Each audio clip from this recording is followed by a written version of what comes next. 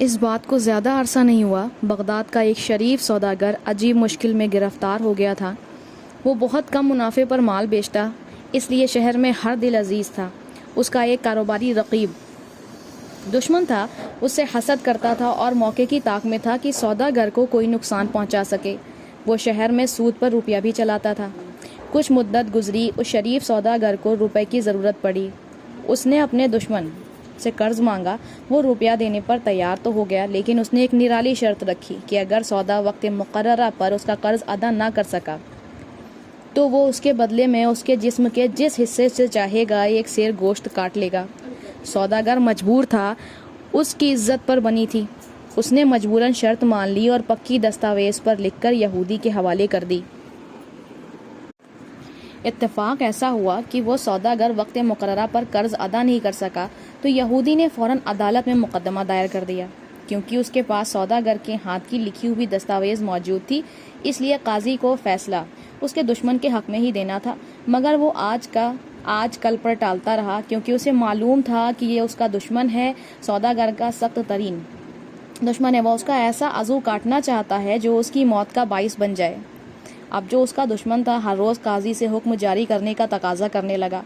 قاضی کے پاس بھی سوداگر کے بچاؤ کی کوئی تدبیر نہیں تھی۔ لوگ بھی اس کے حال پر کڑتے تھے۔ کسی نے بہلول سے بھی یہ قصہ جا کہا۔ اس نے آؤ دیکھا نہ تاؤ اپنی گدڑی اٹھا کر کندھے پر ڈالی اور قاضی کی عدالت میں جا پہنچا اور قاضی سے بولا، قاضی جی، کیا آپ مجھے اجازت دیتے ہیں کہ میں انسانیت کے ناطے اس سوداگر کی وکالت کروں؟ قاضی نے اسے اجازت دے دی تو وہ اپنا عصا کھٹکھٹاتا آگے بڑھا اور بڑے اطمینان سے سوداگر اور اس کے دشمن کے درمیان جا بیٹھا اور سوداگر سے بولا، بھائی سوداگر، کیا تو نے اس کو دستاویز لکھ کر دی ہے کہ اگر تو قرض ادا نہ کر سکے تو اسے اختیار ہے کہ یہ تیرے جسم کا ایک سیر گوشت جس جگہ سے چاہے اتار لے؟ مجھے اس سے انکار نہیں ہے، وہ ٹھنڈی سانس بھر کر بولا۔ پھر بہلول یہودی کی طرف متوجہ ہوا، کیوں بھائی، کیا یہی دستاویز لکھی گئی تھی کہ تم اس کے جسم سے ایک سیر گوشت جہاں سے چاہو گے کاٹ لو گے؟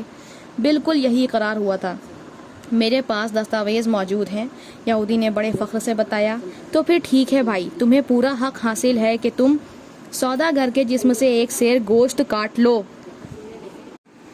لیکن اتنا خیال رکھنا کہ شرط صرف گوشت کی ہے، اور وہ بھی پورا ایک سیر، نہ کم نہ زیادہ، اور خون کا ایک قطرہ نہ نکلے۔ اگر تم نے ایک سیر سے کم یا زیادہ کاٹا یا سوداگر کا خون ضائع ہوا تو تمہیں اقدام قتل کی سزا ملے گی۔ بہلول نے بہت مزے سے کہا۔ اب اس کے دشمن کا منہ کھلے کا کھلا رہ گیا۔